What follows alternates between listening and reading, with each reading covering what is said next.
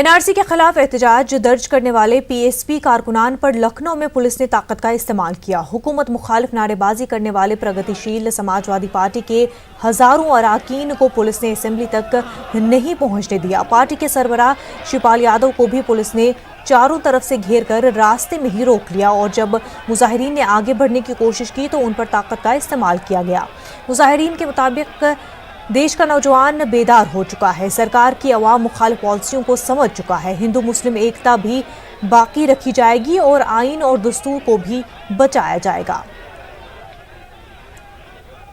हम लोग एनआरसी का विरोध कर रहे थे। ये मोदी सरकार हम लोग पे लाठियां बरसा रही है, हम लोग को मारा जा रहा है, पेट में डंडे से मारा गया, पैर के बूट से शांति प्रदर्शन करने जा रहे थे हम लोग का उपवास था, सांकेतिक धरना था, लेकिन योगी सरकार पुलिस के दम पर हम लोगों को अपने ऑफिस से भी बाहर नहीं निकलने देने का काम कर रही है और लगातार यहाँ के आला अधिकारी हम लोग को लाठियां बरसाए जा रहे हैं। हम लोग केवल सांकेतिक धरना दे रहे हैं, सांकेतिक धरना ये लोग नहीं देने दे रहे। योगी जी अपने आपको पुलिस को आगे करा के और ये देख लीजिए क्या रवैया है पुलिस की। शिया आलमदीन कल्ब जवाद ने भी शहरी तरमीमी कानून के खिलाफ बयान दिया। उन्होंने कहा कि जमहूरियत में शहरियों को एहतजाज करने का हक है। उन्होंने कहा कि मोदी जी ने खुद भी ये कहा कि एहतजाज का हक हर किसी को है। कल्ब जवाद ने तलबा से अपील की कि वो सब्र तहम्मुल से काम ले। कल्ब जवाद ने तलबा से कहा कि हम उनके साथ हैं। देखिए, खाली जामिया में नहीं बल्कि और दूसरे मकामात पर भी प्रोटेस्ट हो रहे हैं, जैसे अलीगढ़ यूनिवर्सिटी में, लखनऊ में नदवा कॉलेज में, इसके अलावा और भी मुख्तलिफ मकामात पर, खुद आसाम में बहुत भारी पैमाने पर प्रोटेस्ट हो रहे हैं और कुछ लोगों को शुकूक व शुबहात इस सिलसिले में है।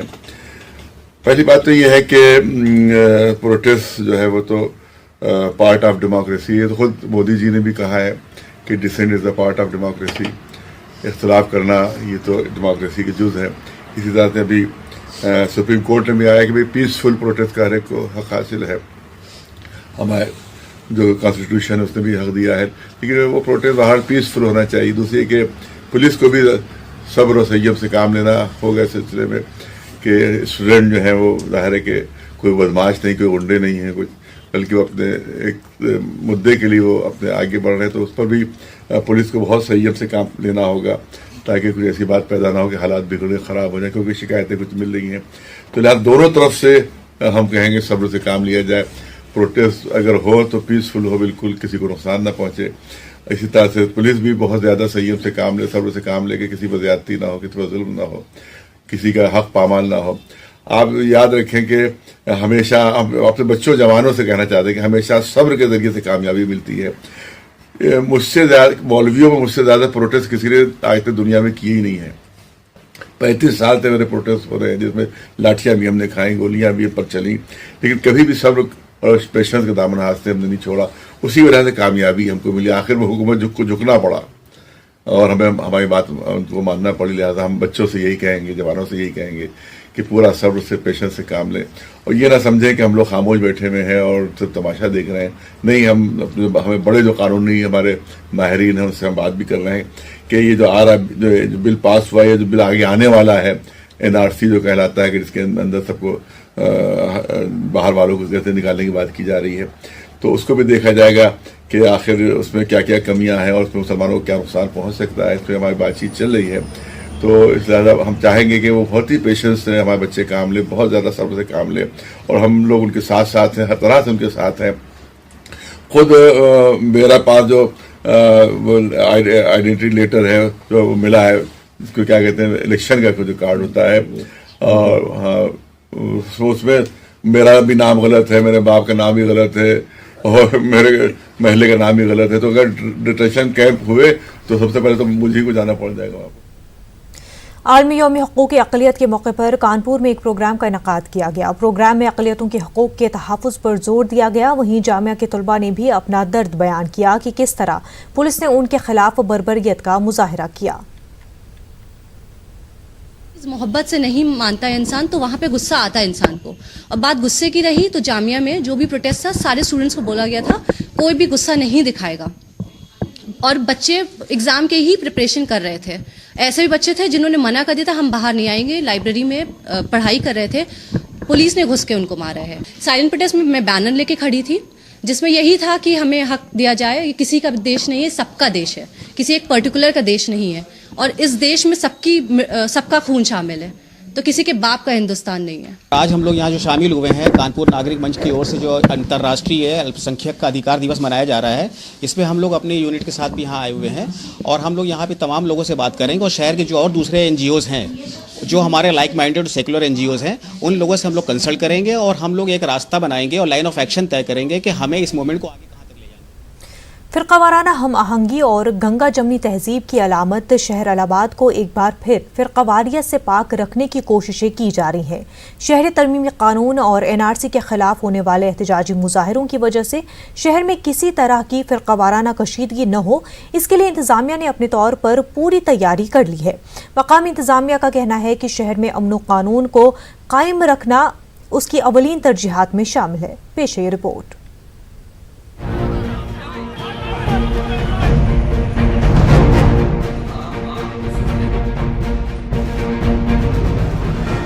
शहरियत तरमीमी कानून पास होने के बाद से शहर में अभी तक कोई नाखुशगवार वाकया पेश नहीं आया है।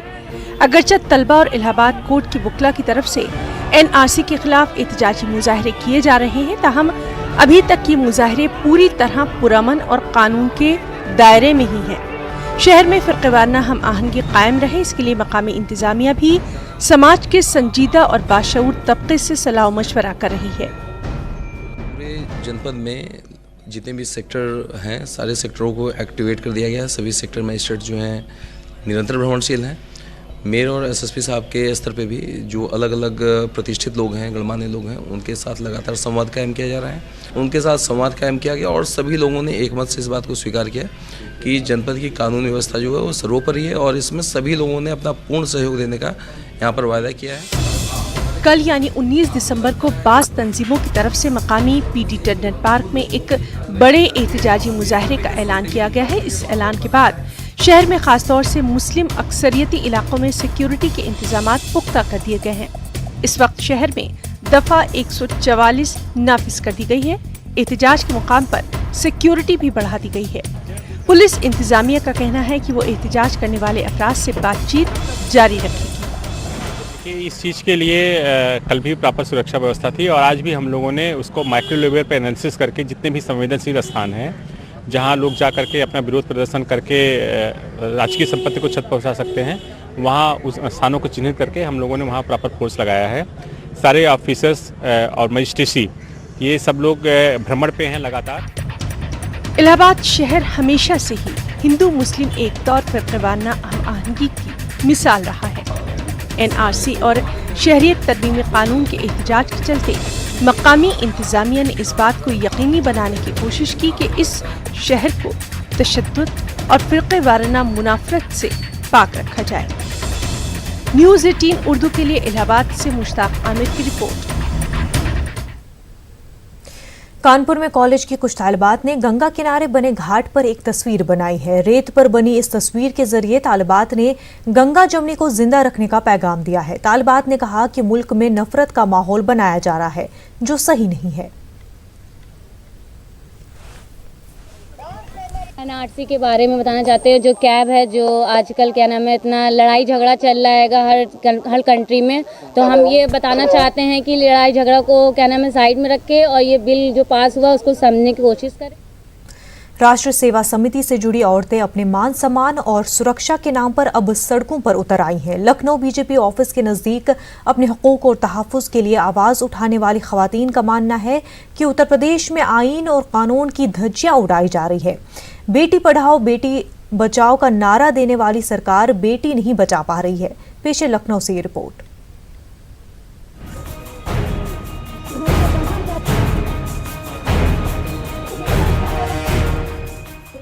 खवातीन पर होने वाले तशद्दुद, बिलखुसूस ज़िना बिल-जब्र और इस्मत दरी की वारदातों ने पूरी रियासत की खवातीन को खौफ में मुब्तला कर दिया है। अब लड़कियां सड़कों पर चलते हुए डर रही हैं, अदम तहफ़्फ़ुज़ के एहसास में मुब्तला है। धरने पर बैठी ये मुजाहिरीन मानती हैं कि सरकार के नारी सुरक्षा के दावे झूठे और खोखले हैं। इंतहा तो ये है कि जब नारी इस्मत दरी की रिपोर्ट करवाने जाती है तो पुलिस भी मजालिम ही बर्पा करती है और इसी वजह से बहुत सी खवातीन अपनी रिपोर्ट तक दर्ज करवाने नहीं पहुंच पाती।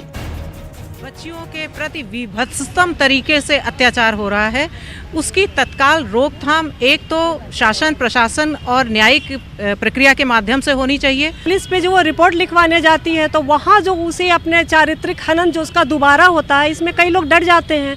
तो इसके लिए शासन के स्तर पर कार्य होना चाहिए। ये मीडिया भी बहुत बड़ा कारण, मतलब ये इंटरनेट भी बहुत बड़ा कारण है इसके लिए। इंटरनेट पे अभद्र चीज़ें देखकर लोग उसको इम्प्लीमेंट करते जाते हैं और ये बढ़ता जाता है। कहें कि वो आगे जाके किसी दूसरी स्त्री पे जाकर के अपनी मर्दानगी, अपनी बल का, अपने बलशाली होने का अगर कुछ सबूत देना चाहता तो ये गलत है। ये समाज की जिम्मेदार खवातीन हैं। एक तरफ हुकूमत का नारा है कि नारी सम्मान में बीजेपी मैदान में, दूसरी तरफ इन औरतों की आवाजें हैं। अहम बात यह भी है कि ये आवाज बीजेपी के रियासती दफ्तर के करीब ही उठाई गई और जब इस सिलसिले में बीजेपी लीडर से बात करने की कोशिश की गई तो उन्होंने इस मौजू पर कैमरे के सामने कुछ भी बोलने से इनकार कर दिया। न्यूज़ 18 उर्दू के लिए लखनऊ से तारिक कमर की रिपोर्ट। पहाड़ी इलाकों में बर्फबारी और मैदानी इलाकों में बारिश के बाद मुल्क का शुमाली इलाका इन दिनों सर्द हवाओं की चपेट में है। दर्जे हरारत में गैर मामूली कमी के बाद जहां आम जिंदगी मुतासर है, वहीं जिला इंतजामिया और नगर निगम के इंतजामात की कमी का असर सबसे ज्यादा बेघर अफराद और मुसाफिरों पर पड़ रहा है। पेश मेरठ से यह खास रिपोर्ट।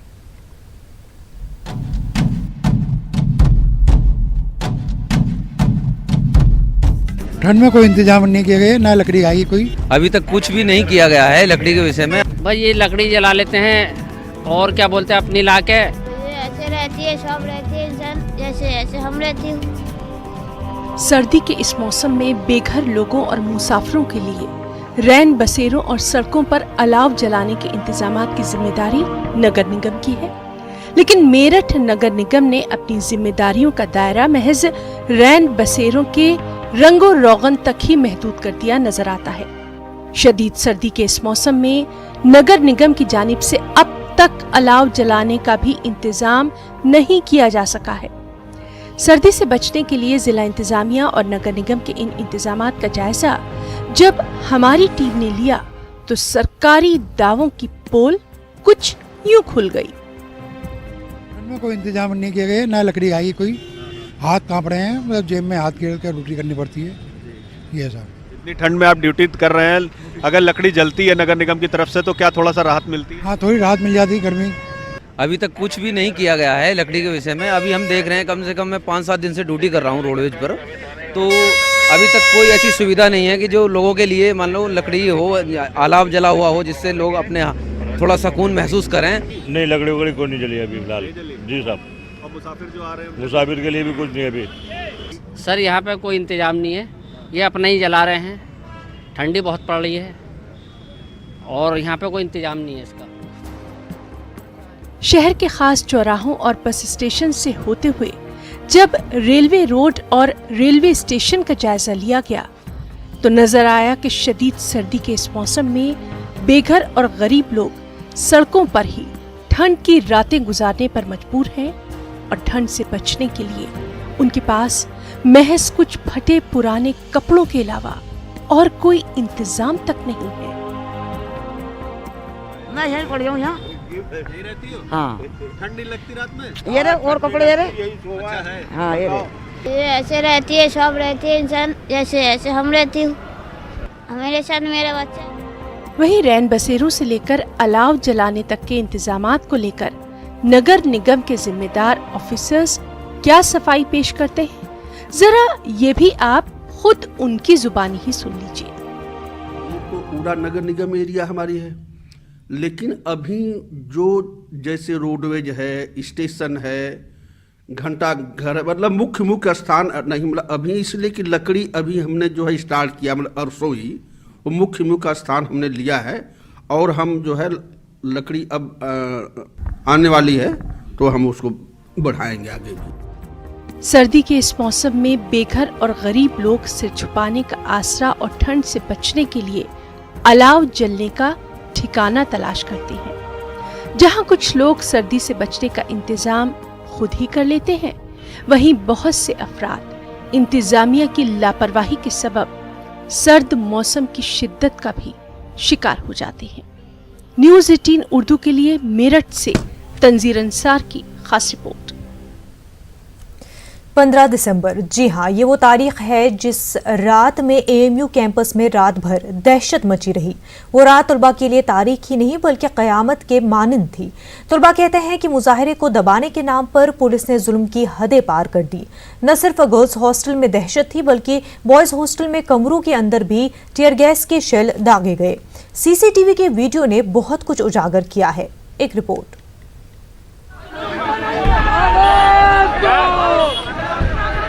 अलीगढ़ मुस्लिम यूनिवर्सिटी में 15 दिसंबर की रात क़यामत की रात से कम नहीं गुजरी। तब से अब तक जिस तरह से तलबा पर दहशत तारी रही, शायद उसे वो कभी भूल ना पाएं। 15 दिसंबर की रात यूनिवर्सिटी के मॉरिसन हॉस्टल में उस वक्त अफरा तफरी मच गई जब पुलिस कुछ अफराद का पीछा करती हुई हॉस्टल के कमरों तक पहुंच गई और कमरे के अंदर आंसू गैस के गोले भी दागे। वो भी तब जब कई तलबा कमरे के अंदर मौजूद थे। पुलिस जो उनको चेज़ करते करते यहाँ पे आ गई, तो इसी 46 में, तो वो जो है कुछ लड़के इसमें घुस गई। तो फिर पुलिस ने क्या कर दिया कि उनको बाहर निकलने के लिए कह दिया, लेकिन वो जो उनने मतलब वो निकलने नहीं, क्योंकि उनको पता था कि अब मारेंगे हमें। तो फिर पुलिस ने इस खिड़की से ये टीयर गैस शेल दाग दिया वहाँ अंदर। तो फिर जब उनको वहाँ पे उस आंसू गैस की वजह से घुटन हो गई बच्चों को, तो फिर वो निकले। फिर उनको वो मार के निकाल दिया उनको, तो फिर अपने साथ ले गए उनको। अभी पता नहीं उन बच्चों का क्या हो गया, मतलब एक रिपोर्ट भी नहीं आ गई कि उनके पास है। वो ये मना कर रहे कि हमारे पास नहीं है। देखिए वो वीडियो जो है अभी तो मैंने भी देखा है पार्शली, उसमें कहीं लग नहीं रहा है कि जो है किसी को मार रहे हैं। वहाँ पे लड़के सबसे पहले खड़े हुए हैं जो सीसीटीवी में आ रहा है, और उनके सबके चेहरे पे जो है रुमाल लगे हुए हैं, और वो भी थोड़ा सा जो है हल्लेबाजी और पत्थरबाजी कर रहे हैं। तो उसके बाद पुलिस का एक वज्र वाहन आता है आरएफ का, वो उतरता है, उसमें से कुछ पुलिसकर्मी आते हैं और सीसीटीवी में बाएं दरवाजे से अंदर जाते हैं और कुछ देर बाद फिर बाहर आ जाते हैं। इतना सीसीटीवी है, उसमें कहीं लाठीचार्ज का कोई दिख नहीं रहा है। लड़कों को पीछे किया जा रहा है जो पुलिस के द्वारा है, और बाकी ये तो जांच का विषय है। मॉरिसन कोर्ट हॉस्टल का कमरा नंबर 46 उस रात की कहानी बयां कर रहा है। कमरे के अंदर का नजारा जो बता रहा है वो सब कुछ समझने और समझाने के लिए काफी है। पुलिस ने पीछा ही नहीं किया, हॉस्टल के कमरे में टीयर शेल फायर किया और जब तलबा बाहर आए तो उन्हें पीटा। तलबा या वो अफराद कहाँ हैं, अब तक इसकी कोई खबर नहीं। सवाल ये भी उठ रहा है कि पुलिस कैंपस के अंदर दाखिल कैसे हुई। कि जो पुलिस ने 26 लोग पकड़े थे, उसमें सिर्फ 7 जो है वो अलीगढ़ मुस्लिम विश्वविद्यालय के छात्र हैं, बाकी जो है वो उसका कोई ताल्लुक़ नहीं है। इस तरह से जो भी आंदोलन हंगामा हुआ उसमें बाहरी व्यक्तियों का बहुत बड़ा हाथ था। तो यूनिवर्सिटी को किसी तरीके से जानी माली कोई नुकसान ना हो, उसको सामने रखते हुए एक फ़ैसला लिया गया कि किसी तरीके से इस वक्त यूनिवर्सिटी को बचाया जाए और लोगों की जान और माल की हिफाजत जो है वो हमारा पहला बुनियादी फ़र्ज़ है, उसको पूरा किया जाए। उसके लिए उन्होंने पुलिस को यूनिवर्सिटी में बुलाया मजबूरी के तहत। अब इंतजार है जांच का। जब जांच टीम पहुंचेगी तब पहुंचेगी, जब रिपोर्ट आएगी तब आएगी। लेकिन सवाल ये है कि हजारों तलबा और तालिबात जो मजबूरन हॉस्टल छोड़कर जा चुके हैं, इनमें और इनके घर वालों में तलबा के कैंपस में महफूज होने का एहसास कब तक और कैसे बहाल होगा। कि एडमिनिस्ट्रेशन हर छोटी बड़ी प्रोटेस्ट पर नेट बंद कर देता है, ये बहुत ही अनडेमोक्रेटिक है। बाहर किसी भी कंट्री में ऐसा नहीं होता। अगर आज के स्टूडेंट्स सड़कों पर उतरे हुए हैं तो कोई ना कोई रीज़न है कि वो सड़कों पे हैं। फ्रीडम ऑफ स्पीच को छीनना चाहते हैं तो ये बहुत गलत है, ये अनडेमोक्रेटिक है। हमारा एक्टिविज्म, हमारी प्रोटेस्ट अनडेमोक्रेटिक नहीं है। न्यूज़ 18 उर्दू के लिए अलीगढ़ से कामरान की रिपोर्ट। साहित्य अकेडमी ने 22 ज़बानों में साहित्य अवार्ड का ऐलान किया है। अलीगढ़ मुस्लिम यूनिवर्सिटी के प्रोफेसर शाफी किदवई को साहित्य अकेडमी 2019 उर्दू अवार्ड के लिए मुंतखब किया गया है। शाफी किदवई को सवाने सरसईद एक बाजदीद नामी किताब पर अवार्ड दिया जाएगा। वहीं अंग्रेजी ज़बान में कांग्रेस लीडर शशि थरूर को साहित्य अवार्ड के लिए मुंतखब किया गया है। थरूर को उनकी किताब एन एरा ऑफ डार्कनेस के लिए अवार्ड दिया जाएगा। कश्मीरी ज़बान में अब्दुल अहद हांजनी को साहित्य अवार्ड के लिए मुंतखब किया गया है। हांजनी को उनकी किताब अक़याद क़यामत के लिए ये अवार्ड दिया जाएगा।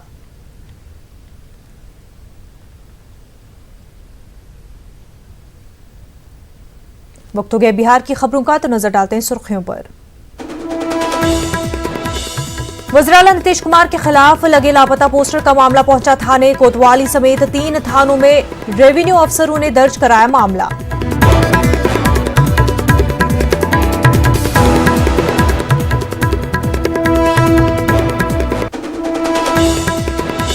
बिहार में जारी है पोस्टर सियासत, मुखालफिन के पोस्टर पर जेडीयू का सोशल मीडिया के जरिए पलटवार।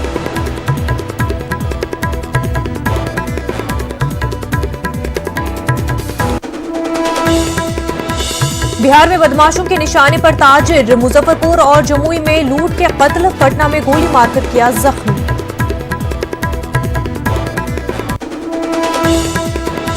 बिहार के साबिक वज़ीर-ए-आला जितन राम मांझी ने आज इमारत शरिया बिहार का किया दौरा, शहरी कानून और एनआरसी के खिलाफ जदोजहद का किया ऐलान। आलमी यौम हकूक़ अक़लियत के मौके पर पटना में प्रोग्राम, 50 बेघर लोगों को घर बनाने के लिए शिया वक्फ बोर्ड ने दी जमीन, समाज को भी आगे आने की अपील।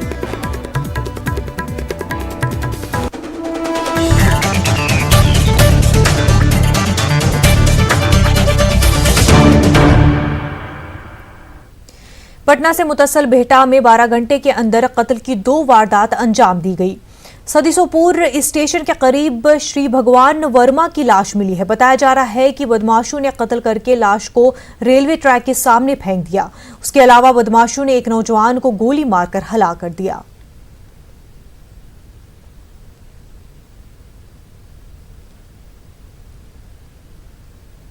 नज़्म कानून की बहाली पर बिहार हुकूमत घेरती जा रही है। मुखालिफ अपने भी सरकार को कटहरे में खड़ा कर रहे हैं। बीजेपी एमएलसी सच्चिदानंद राय ने कानून और नज़्म नस्ख के मामले पर सरकार को घेरा है। सच्चिदानंद राय के बयान पर जेडीयू ने सख्त रद्द-ए-अमल जाहिर किया है। हालांकि बीजेपी कोटे से वजीर राणा रणधीर ने अपनी सरकार का दिफा किया है, जबकि आरजेडी ने सरकार पर हमला बोला है। हत्याओं का अपराध ही नहीं, अपराध हर प्रकार के, लूट, बलात्कार। तो क्या मेरी सरकार है तो मैं कहूँ बहुत बढ़िया काम कर रही है? मैं वैसा व्यक्ति नहीं हूँ। सरकार अच्छा काम नहीं कर रही है, कानून व्यवस्था ध्वस्त है और अपराधियों का भी जो है सो हौसला बुलंद है। यही सच्चाई है, इसे मैं स्वीकार करता हूँ। लोकतंत्र में सुझावों का बराबर स्वागत है, लेकिन अतिरंजित और अतिरेकपूर्ण टिप्पणियों से गठबंधन के नेताओं को परहेज करना चाहिए। अगर कोई भी बात कोई कहे तो तथ्यों के आधार पर कहे और पार्टी फोरम पर अपनी बातें रखे। कोई घटनाएं होती हैं तो हम उसको गंभीरता से लेते भी हैं, संवेदनशील सरकार है और उस पर काम होता है कि लॉ एंड ऑर्डर कैसे हमारा बेहतर हो, घटनाओं की पुनरावृत्ति नहीं हो और इस पर चर्चा होती है। ये घटनाएं हमें भी दुख देती हैं और हमारे लिए भी परेशानी का काम है। अपराध पर कहीं से नीतीश कुमार जी का नियंत्रण रह गया है उनका। अब वो इतना दिन तक शासन करने के बाद जो है अब वो शासन जो है उनका बेहात हो चुका है। आलमी यौम हकूक़ अक़लियत के मौके पर पटना में 50 बेघर अफराद को घर बनाने के लिए ज़मीन फराहम की गई। शिया वक्फ बोर्ड की जानिब से गरीब अक़लियतों को ज़मीन दी गई है। इस मौके पर खुशहाल अक़लियती मजबूत मुल्क के नाम से एक प्रोग्राम का इनेकाद किया गया, जिसमें वक्फ बोर्ड ने अपना मौक़िफ़ वाज़ेह करते हुए कहा कि वक्फ बोर्ड आइंदा भी गरीबों के फलाह के लिए काम करता रहेगा। पेश पटना से महफूज आलम की रिपोर्ट।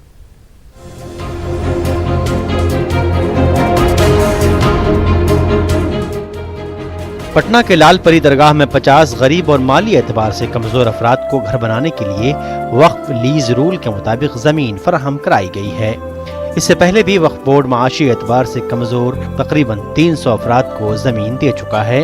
इस मौके पर शिया वक्फ बोर्ड के चेयरमैन ने कहा कि आइंदा भी वक्फ बोर्ड इस काम को जारी रखेगा। बाईपास थाना में लाल परी दरगाह है जो गांधी सेतु से सटा हुआ है। उसमें 52 लोगों को रहसगाह के लिए जगह दी जा रही है। उसकी एग्रीमेंट की कॉपी दी जा रही है और ये हम लोग ये चाहते हैं कि इस तरह का लगातार हम लोग लोगों को रोज़गार से कैसे जोड़ें, रहसगाह उनको दें, स्कूल से कैसे जोड़ें, उनको मैंने एजुकेशन और रोज़गार पे मैक्सिमम फोकस है हम लोगों का। और इसमें आप लोगों की मदद से गवर्नमेंट ने सर्वे का आदेश दे दिया है। इसलिए हम ये चाहते हैं कि मैक्सिमम लोग जो समाज के निचले पायदान पे हैं उनको रिहाइशगाह देने के लिए हम लोग आने वाले वक्त में जो सरकार की मुहिम है उसमें सफल हो। आलमी यौम हुकूक अक़लियत के मौके पर खुशहाल अक़लियत और मजबूत मुल्क के नाम से प्रोग्राम मुनक़िद करके समाज को ये पैगाम देने की कोशिश की गई है कि हाशिए पर खड़े लोगों की मदद के लिए वक्फ बोर्ड के साथ साथ समाज को भी आगे आना चाहिए। जिन गरीब अफराद को ज़मीन दी गई है उन्होंने इस पहल की सताइश की है। हम लोग बहुत खुश हैं, हम लोग को रहने के लिए जगह मिल रहा है, हम लोग बहुत खुश हैं। ये तो हम कितना बने है, एक रूम है। हमको भी एक रूम है और ही लैट्रिन बाथरूम बन सकता है। बहुत खुश हैं। इरशाद भाईजान दीन है, एक रूम है, लैट्रिन है, बाथरूम है, जगह दीन है। हम लोग अपना गरीब लोग अपना पैसा लगा के बना रहे हैं। अब उसमें इनको कुछ हेल्प हो जाएगा तो हम लोग के सहारा हो जाएगा। रहने की जगह दे दी है। इन लोगों का मैं शुक्रगुजार हूँ। इन्होंने हम लोगों के लिए जो है बहुत अच्छा ये ज़मीन दिए हैं और जिसकी वजह से जो है हम लोगों की परेशानी जो है थी, बहुत दिनों से थी परेशानी, और इंशाल्लाह वो खत्म हो गई है। इनका मैं बहुत बहुत शुक्रिया अदा करता हूँ। वक्फ बोर्ड ने दावा किया है कि पटना शहर के कल्ब में वाक़े करोड़ों रुपए की जमीन पर अभी भी जमीन माफियाओं का कब्जा है। वक्फ बोर्ड वक्फ एक्ट 52A के तहत इन पर क्रिमिनल केस चला रहा है। दानिश्वरों के मुताबिक इस हवाले से समाज में मुस्बत पहल हो तो पटना में मकबूजा जमीन से वक्फ बोर्ड को करोड़ों की आमदनी हो सकती है। न्यूज़ 18 उर्दू के लिए पटना से महफूज